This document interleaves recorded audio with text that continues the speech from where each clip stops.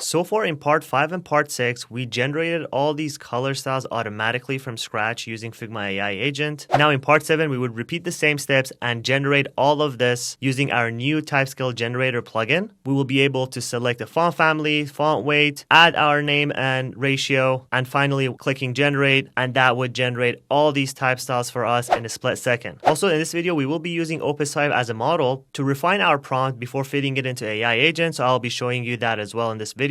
So this is how you manually create a type scale in Figma. We have to click the plus and then click the text. Then we would create our text style. Now let's automate this whole process. So I'll navigate to Claude. I'll open a new chat. In this example, I'm going to use Opus 5, and I'll say refine my draft prompt and break it down into requirements for my Figma AI agent to build. So I'll paste in my draft prompt. It is a very lengthy draft prompt. Now the refined prompt looks like this. Build a Figma plugin that generates local text styles, and then we will use a scale ratio and also the font weight. After cleaning up the requirement that Claude generated and adding the reference at the top, we will go ahead and create the plugin. So I'm really excited to test this plugin and give it a go. This time, instead of actually us writing the requirements within the Figma agent, we use Claude to refine it. So let's see how long it took for this plugin to be developed. It actually took 2 minutes and 39 seconds. And let's see how many credits it consumed. It consumed 228 AI credits. And also this is the summary. We have now a searchable font family dropdown. We want the font family to be a searchable dropdown. That is correct. We have a multi-selected font weight. We also want the font weight to be a multi-select populated from the font family. We have our scale control, which we already defined. We are using these ratios.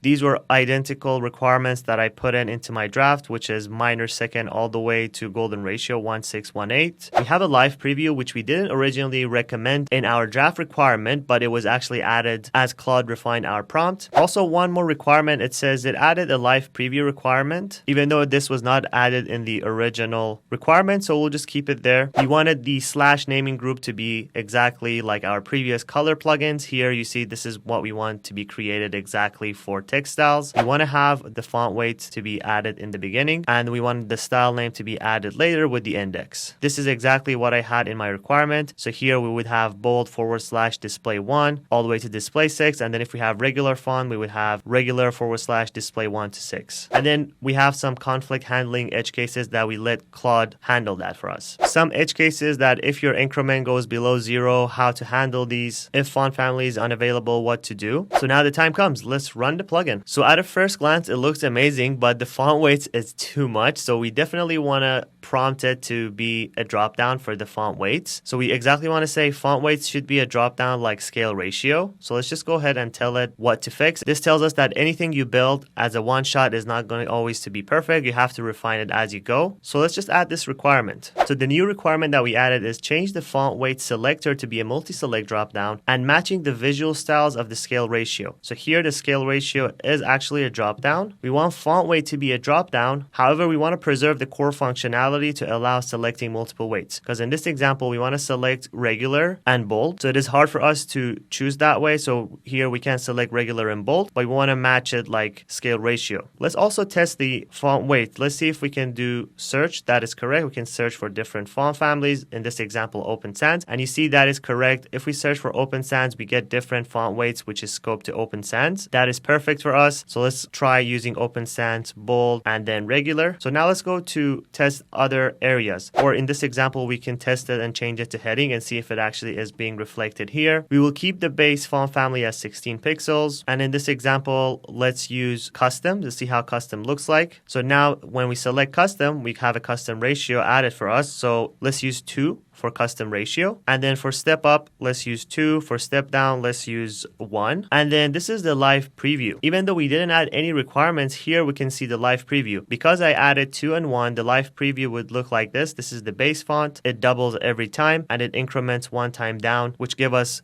8 pixels, which is heading 4, and then the largest heading one would be 64 pixels. And also it tells us 8 styles would be created. So that is perfect. So for requirement number 2, we're telling it to reference the HSL color updater plugin that we built previously and convert the layout and interface into collapsible accordion sections. Here we're saying specifically make the font, scale, and preview sections collapsible. So before we add these enhancements, let's actually test it. If we click generate, perfect, 8 styles is created for us in a split second. I'm really excited excited about it, to be honest. This whole thing, creating it, would take us a lot of time. Previously, before AI, I had to go in each font family, create it, and then go ahead and make tweaks. Right now, with just clicking generate, I was able to exactly create 8 styles. So if we go ahead and test this, so here we select it, we go to our typography, we exactly have bold, heading 1 to heading 4, and regular heading 1 to heading 4. Also, as I hover over each of them, we have the description incremented for us. So 64 pixels, comma, bold. What that means, if I do 64, I'm actually able to search for heading 1, regular, and bold. So the description was updated, the naming convention was there, everything works perfectly. I'm super excited. Let's just go ahead and add these 2 requirements and see if we're able to refine it even further. So let's take a look at the update. The update was done in 1 minute and 44 seconds. If we open it, it is again very crucial to reference what worked in the past. So here in the past, the HSL color updater was using a collapsible section, which is fig-group. So it is being reused here for us. And also if we scroll down and take a look at the summary, the 2 requirements are updated for us. And this consumed 160 AI credits to make the update. So I'm excited to see the updated look and feel. So let's run the plugin. Perfect. Exactly what we wanted. These are collapsible sections, a multi-select drop down. Again, this makes the whole experience better. So here, as I select bold, I see the preview gets updated. I can also select regular. What I do notice is it would be nice to search and add at the same time. So that is one last tiny requirement that I want to add. Again, I love to find these bugs in real time as I build this for the first time. One final refinement is add an inline search bar inside the menu so users can quickly filter and multi-select weights without scrolling through the list. Again, each time an update is made, I'm kind of really excited to see the output. So it says that it is done and we added the search. So let's see how it looks. Let's run the plugin. But before we run the plugin, it was